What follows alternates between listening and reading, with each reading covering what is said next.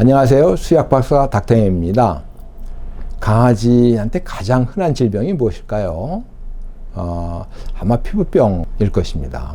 제가 최근에 자료를 보니까 미국 강아지 관련 보험회사 청구된 금액을 이제 분석을 해보니 넘버원이 역시 피부병입니다. 그럼 피부병하고 기병은 무슨 관계가 있나? 이렇게 의문을 제기하실 텐데요. 문제는 강아지 기병이 이게 피부병의 한 부분이라는 것입니다. 왜 그러냐? 강아지 귀는 외부에서부터 외이, 중이, 내이 이렇게 구성이 되어 있는데요. 강아지 기병은 대부분 요 외이, 가장 바깥 부분인 외이에 발병을 합니다. 거의 다라고 말씀드릴 수 있을 정도로 강아지 기병은 대부분 외이에 발생하는 외이염 등 외이에 문제가 생긴 질병이다. 이렇게 이해할 수 있는데요. 이 강아지 외이는 피부 조직입니다. 피부의 연장선입니다. 그래서 사실 여기 보면 강아지 기병은 흔히 이제 많이 발병하는 강아지 기병은 피부병이다.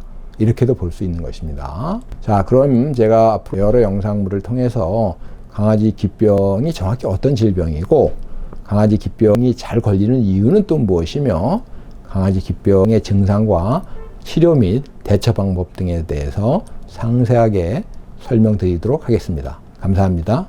사실 강아지 기병은 제일 흔한 질병이라고 해도 과언이 아닌데요. 사실 기병이 걸리지 않는 강아지가 없을 정도니까요. 거의 모든 강아지가 걸리는 질병이다.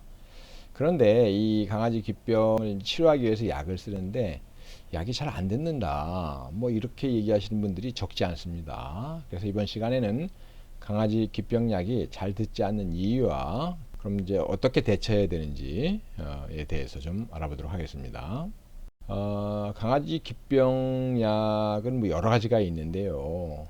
가장 많이 쓰는 것이 이제 연고제, 또는 이렇게 귀에다 이렇게 떨어뜨리는 드롭제, 이런 제제가 많고, 그다음에 이제 먹이는 약을 쓰는 경우도 흔치는 않지만 있습니다.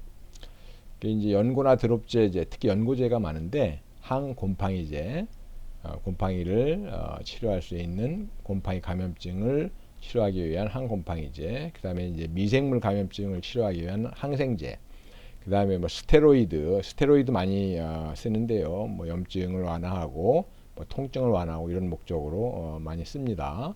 그 다음에 이제 귀지가 많이 끼어 있는 강아지도 있는데 이런 강아지를 위해서는 귀지를 제거하는 이런 제제를 쓰기도 하는데 요런 이제 제제를 각각 쓰기보다는 대개 이제 이런 게 함께 들어있는 요런 연고제가 실제로 많이 쓰이고 있습니다. 그 다음에 이제 먹이는 약은 이제 이 연고나 드롭으로 잘 안 되는 경우에 쓰는 경우가 있긴 한데 스테로이드라든지 항생제, 항곰팡이제 그렇지만 흔치 않고 특히 스테로이드는 부작용 문제도 있고 그래서 강아지 기병약은 대개 보면 이제 연고제 또는 드롭제 이렇게 사용을 하고 있다. 이렇게 이해하시기 바랍니다. 기병 치료약을 이제 성분으로 또 이렇게 구분해 보면 귀지를 용해하는 그런 성분이 있고 세정 깨끗하게 하는 또 소독 살균제도 있고 그다음에 스테로이드, 항세균제, 항곰팡이 제제 또 이 외부 기생충 감염에 의한 기병도 있기 때문에 항기생충 제제를 사용해야 되는 경우도 있고요. 하지만 아까도 말씀드렸지만 이게 이제 각각의 이제 치료제를 쓰기보다는 이런 것들이 3개 또는 4가지 이렇게 복합 제제로 만들어진 그런 약을 대부분 사용하게 됩니다. 자, 그럼 강아지 기병 약을 쓰는데도 잘 듣지 않는다 이런 이제 경우가 적지 않다고 말씀드렸는데 그 이유를 알아보도록 하겠습니다. 첫 번째는 이게 이제 약물 침투가 잘 안 됩니다. 이 귀에까지 이 먹이는 약을 먹일 경우에 잘 침투가 안 되고 또 이 연고제 같은 경우에도 이게 이제 귓근육이 이렇게 L자형이고 그러다 보니까 여간해서는 잘 넣지 않으면은 필요한 그 부위에 약물이 잘 도달이 안 됩니다. 그래서 이제 치료가 잘 안 되는 경우가 있고 그 다음에 이제 치료를 좀 하다가 좀 증상이 호전되면 중단합니다. 그러면 이제 또 다시 재발되는 경우가 이제 적지 않은데 이런 경우에도 사람들은 이게 뭐 약이 좀 잘 안 됐나 보다. 왜 또 재발하지? 뭐 이렇게 이제 얘기를 하는 경우가 적지 않습니다. 그 다음에 이제 이게 뭐 한 번, 두 번 이렇게 해서 자꾸 피부병이 귓병이 이제 반복되다 보면 피부 조직이 이렇게 변성이 일어나는데 이걸 이제 한천화라고 그럽니다. 이렇게 되면은 뭐 어떤 약물을 쓰더라도 거의 뭐 반응이 없고 치료가 안 되고 이런 경우가 종종 있는데 이거는 뭐 이제 어린 강아지보다는 귓병이 계속해서 재발하고 또 치료 좀 하다가 말고 재발하고 이러는 경우에 피부 조직이 이렇게 이제 한천화라는 어떤 변화를 겪게 되는데 이렇게 되면은 뭐 어떤 약을 쓰든 간에 거의 반응이 없고 치료가 잘 되지 않습니다. 그다음에 이제 마지막으로는 강아지 귀는 외이, 중이, 내이로 구성이 되어 있는데 대부분 뭐 이 외이의 감염증이 귓병이라고 보시면 되겠습니다. 그런데 이게 이제 피부가 거기가 이제 피부 조직인데요. 이 피부가 건강한 상태가 아니면은 이제 뭐 보습이 잘 안 돼 있다든지 또는 뭐 그 어떤 변성이 생겼다든지 이래서 이제 피부 조직 자체가 건강한 상태, 면역이 떨어진다든지 이러면은 뭐 약물을 쓰더라도 잘 치료가 안 될 수밖에 없겠죠. 그래서 요 귓병약을 쓰는데도 잘 듣지 않는 이유는 이렇게 한 4가지 정도가 있다. 이렇게 이해를 하시면 되겠습니다. 약물이 잘 침투가 되지 않는다. 그 다음에 좀 치료하다 중단하기 때문에 자꾸 재발한다.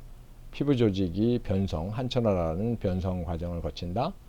피부 건강 상태 자체가 좋지 않으면 뭐 약을 쓰더라도 잘 안 들을 수밖에 없는 거죠. 그래서 이렇게 4가지 정도 이유 때문에 귓병약을 써도 강아지 귓병이 잘 치료가 안 되는 경우가 있습니다.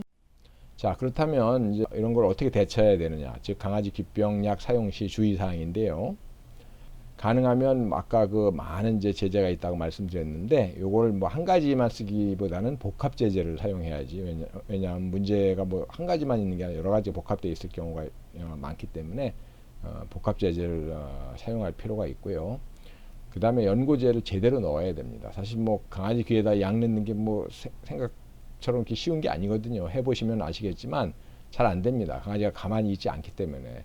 그래서 대부분은 혼자 넣기는 굉장히 어렵고요.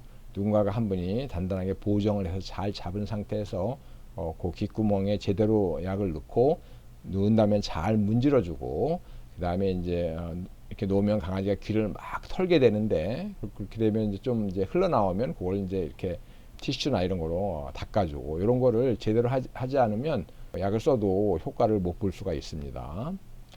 그 다음에 이제 먹이는 약, 특히 스테로이드 같은 거를 이제 쓰는 경우가 흔치는 않지만 있는데 이럴 때는 스테로이드나 또는 어떤 독성을 나타내는 항생제도 있고 그래서 먹이는 약은 주의를 기울이셔야 되고요. 그 다음에 이제 무엇보다 아까도 말씀드렸지만 피부를 건강한 상태, 강아지 외이는 피부이기 때문에 피부의 연장이기 때문에 피부를 건강하게 이제 만들어 놓는 것이 귓병약 사용의 효과를 증진시킬 수 있는 아주 효과적인 방법인데요. 이 닥템 이어지 같은 이런 이제 이 영양제 이걸 사용하면은 귀를 건강한 상태로 바꿀 수가 있기 때문에 약물을 사용했을 때, 약을 사용했을 때 훨씬 효과를 더 볼 수가 있다. 상승 효과를 기대할 수 있다. 이렇게 말씀드리겠습니다. 감사합니다.